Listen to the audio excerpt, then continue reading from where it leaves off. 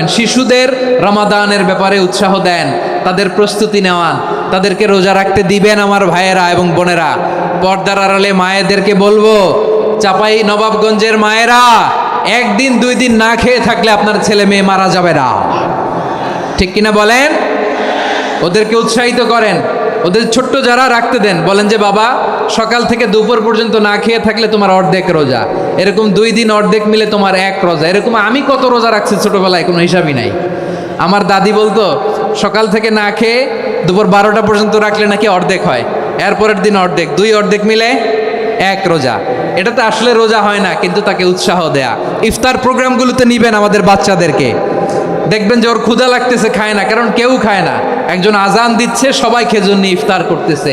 এই দৃশ্য, এই ট্র্যাডিশন, এই ইবাদত, এই তারবিয়া ওর আগামীর জীবনটাকে সুন্দর করবে। চিল্লায়া বলেন ঠিক কি না? এভাবে আগামীর প্রজন্মকে আমাদের গড়তে হবে। শিশুদের রোজার ব্যাপারে প্রস্তুতি নিন, উৎসাহ দিন।